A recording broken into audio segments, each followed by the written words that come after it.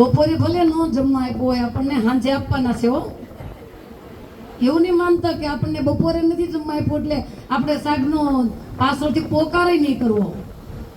બહુ આપણા કબીર પંથની અંદર બહુ કમી છે કે પાછળથી કોઈ જોરથી જે બોલતો જ નથી.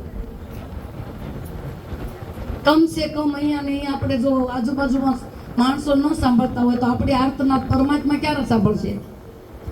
આપણી જ્યારે આપણી બકવાસ, આપણી બોલતી આ બધી બંધ થઈ જશે અને જ્યારે આપણા અંતરમાંથી આર્તનાદ પોકારશે એટલે પરમાત્મા તરત જ આપણી સામું જોશે.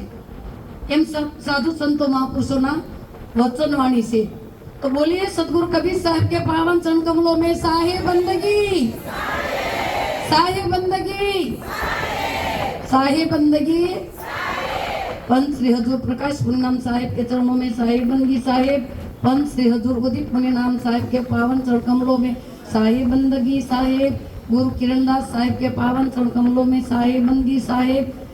गुरु यश साहेब के चरणों में साहे बंदगी साहेब.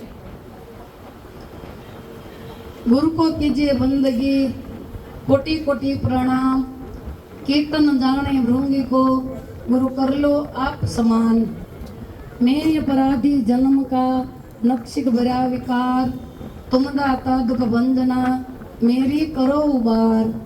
अवगुण मेरे बाप जी बख्शो गरीब निवाज, मैं तो पूत कपूत हूँ तुम पिता को लाज. अवगुण किया तो बहुत किया कर्तन मान्य हार, भावे बख्शो बापजी भावे गर्दन मार. साही બંદગી સાહેબ.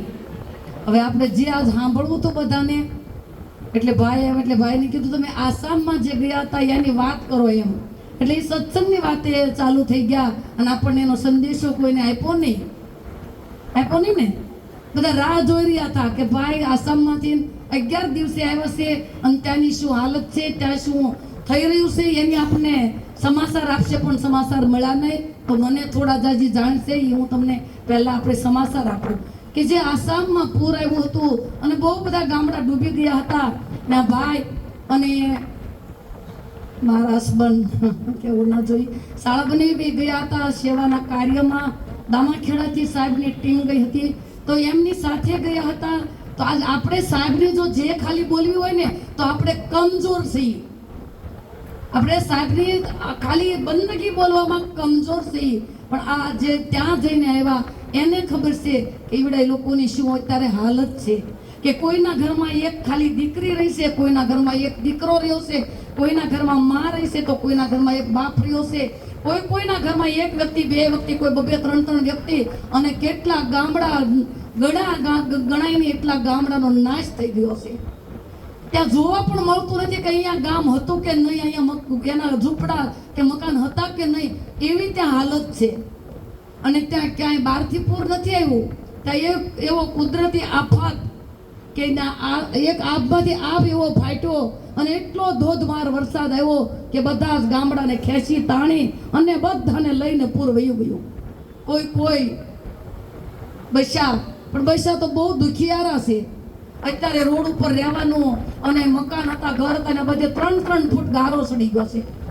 અને હજી ભાઈને એ વાત કરી છે કે જ્યાં જ્યાં હજી ખોદણ કામ ચાલુ હોય ત્યાં લાશો નીકળે છે.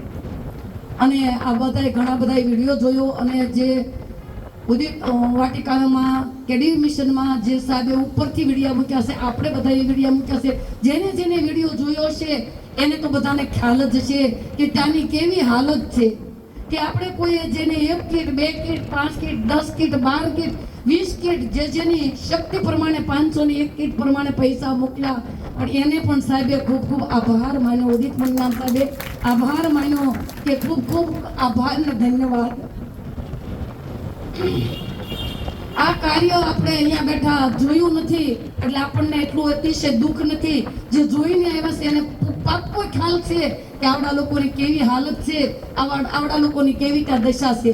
રોડ ઉપર ઊભા છે અને રોજ જે વરસાદ આવે, નથી રહેવા ઘર કે નથી રાંધવા વાસણ. અહીંયાથી આ બધા કદાચ કીટ આપે છે, કોઈ ખાવાનું આપે, કોઈ કપડા આપે, પણ ક્યાં રાંધે ક્યાં મૂકે, આવી આ બધાની હાલત છે.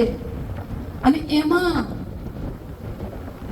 જે કોઈનો સહયોગ ગયો, જે કોઈ નસીબદાર હોય, કોઈ પુણ્યદાન કરતા હોય, જે કોઈની આત્મા આમ સત્યના માર્ગે હાલતી હોય એનો જ્યાં ત્યાં ફાળો ગયો અને ઈવડા એ લોકો ની સુધી આપણી કીટ જે પહોંચી અને એ ભૂખ્યા લોકોની પેટમાં જે આપણું અનાજ જશે તો બધાને આશીર્વાદ ને સંતોષ પામશે. એટલા માટે સદગુરુ કબીર સાહેબના જે પરંપરાની અંદર ઉદિત મુનિરામ સાહેબ એવું કાર્ય લઈને આવ્યા, જીવ દયાને આત્મ પૂજા. તો સાહેબે આપણને કીધું કે તમે થોડું થોડું જે પહોંચો તે બધાય સહયોગ કરો. તો જીવ દયાને આત્મ પૂજાને લઈ અને સહયોગ કરી અને આપણે એવડા લોકો સુધી પહોંચાડ્યું. જે પહોંચ્યું એ ગયા એ તો ખૂબ ખૂબ સાહેબે પણ આપણને ધન્યવાદ કહી દીધો અને આભાર પણ આપ્યો. તો ખૂબ ખૂબ સદગુરુ કબીર સાહેબના ચરણોમાં, ઉદિત મુનિરામ સાહેબ કે પાવન ચરણોમાં ખૂબ ખૂબ કોટી કોટી વાર સાહેબ બંદગી સાહેબ.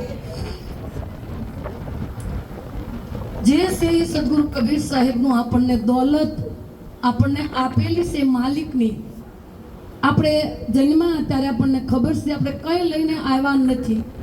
બાંધી મુઠ્ઠી આવ્યો હાથ પસારા જાયેગા. આપણે બાંધી મુઠ્ઠી લઈને કમસે કમ આવ્યા હતા અને આપણે જ્યારે જવાનું થાય ત્યારે આપણે કામઠા વાળશે મુઠ્ઠીઓ વાળશું ને છતાં ઘરના લોકો મુઠ્ઠીઓ આપણી ખોલી નાખશે. કેમ કે જગતને ખબર છે કાંઈ લાવ્યા નથી અને કાંઈ લઈ જવાનું નથી. આપણને અહીંયાનો મોહ છે કે આપણા ઘરમાં આપણને થોડી સંપત્તિ આપી છે કે આપણે કંઈક પુણ્યદાન કરી દઈશું તો આપણે ભૂખ્યા રહીશું. આપણને વિશ્વાસ નથી, ખબર નથી કે જેનું આપેલું છે એ આપણે વાપસ આપવામાં આપણે આટલા બધા ડરીએ છીએ કે જેને આપણને આજ આપ્યું છે. આપણને કમસે કમ કભી છે શરીર ઉપર કપડાં પણ આપણે ન લેવા હતા. કુદરતના નિયમને આપણે બધાને ખબર છે કે નવસ્ત્ર આવ્યા અને નવસ્ત્ર જવાનું છે. જવાના સમયે ગમે એટલા પુત્ર પરિવારને ગમે એટલી સગવડ હશે, આપણા ઘરમાં કેટલા રૂપિયા હશે, પણ આપણે સુંદરી કદાચ 10,000ની ઓઢાડશે, 5,000ની ઓઢાડશે, પીરિયા ઓઢાડશે, સાસરિયા ઓઢાડશે, પણ જ્યારે આપણો સમય પાકશે, આપણે જ્યારે શમશાન સુધી પહોંચશું, જ્યારે આપણે અગ્નિ સંસ્કાર આપવામાં આવશે ત્યારે બધા જ કપડા ઉપરથી ખેંચી લેશે. કારણ કે કુદરતના નિયમ પ્રમાણે એક સૂતરનો તાતનો પણ સાથે લઈ શકાય નહીં. પણ આપણને અહીંયા કુદરતી માયાનો મોહ લાગી ગયો છે. કારણ કે માયાવી દેશ છે, કાળ માયાનો દેશ છે અને માયાનો ને કાળનો આપણને પડદો લાગી ગયો છે. એટલા માટે આપણે માયાને કારણે વંશ થઈ ગયા છીએ.